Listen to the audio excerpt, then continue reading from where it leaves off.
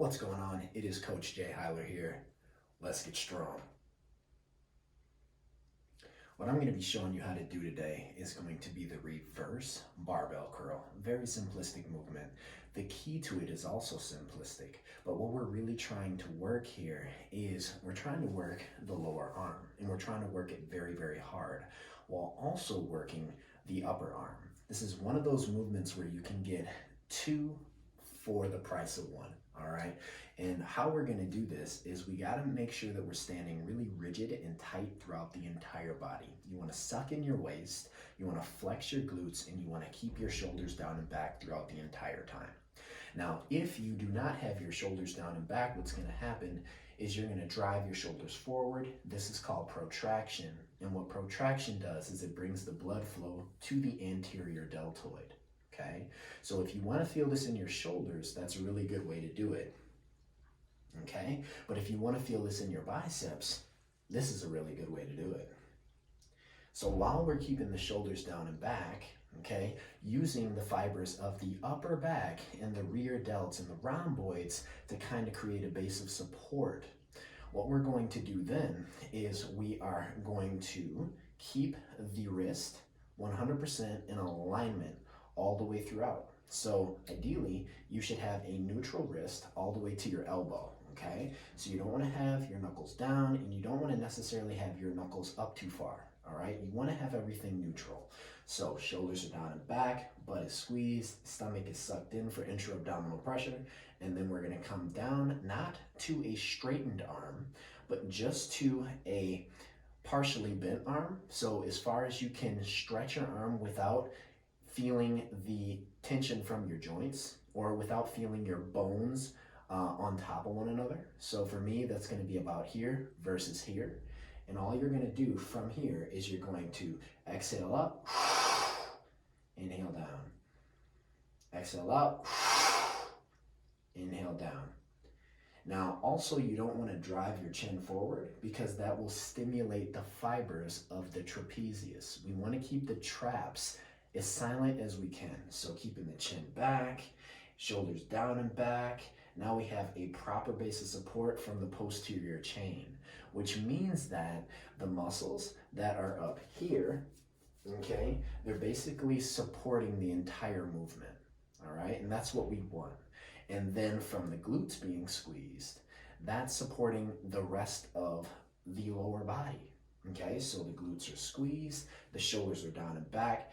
That is going to be the entire posterior chain, chin tucked back. That's going to further stimulate the fibers of the posterior chain and keep all of that blood flow behind you versus having it in front of you, stimulating any part of your delts. So if you're wondering why that's happening to you, like, gosh, I cannot feel this in my biceps, I mostly feel this in my shoulders and my forearms, that's your problem.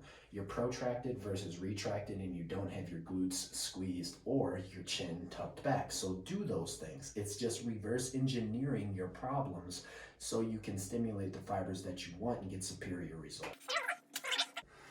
And as stated, I'm going to keep my wrist even to my elbow. So there is the neutrality of the movement.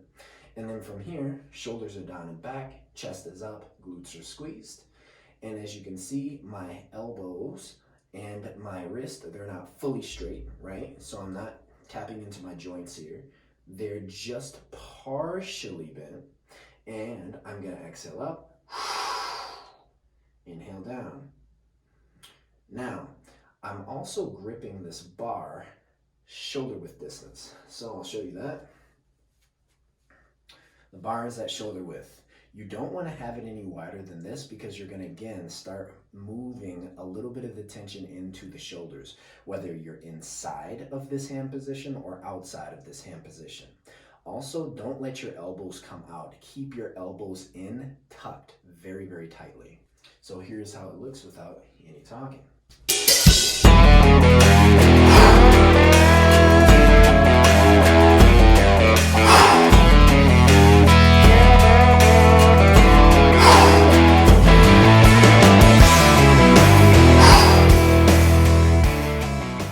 Here's a pro tip. If you still feel with all of that, so you have all of the cues where you have the elbows tucked in, the shoulders are down and back, the glutes are squeezed, the chin is back, okay? And your hands are shoulder width distance on the bar.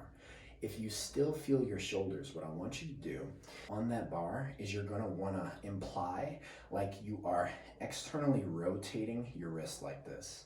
So when I'm pulling up, I'm actually driving my thumb and my pointer finger into the bar as hard as I can. So it would look like this, if you could see it, versus this, okay?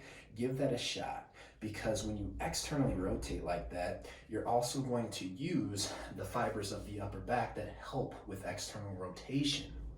Now that is gonna take further blood flow away from the anterior deltoids, which is where you would be feeling it otherwise. So for me, I genetically have bigger shoulders, which means that I hold more tension. I hold more tension in my shoulders naturally, so it's easier for me to grow them.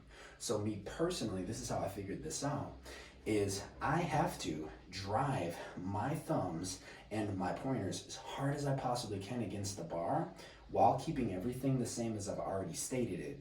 And then I take all of the tension away from my anterior deltoids, place them further on my posterior delts. So we're talking about the rear delts, the rhomboids, the upper back, those fibers. And I can feel now my forearms and biceps actually being stimulated versus not. So hopefully this has helped you. Let's get strong.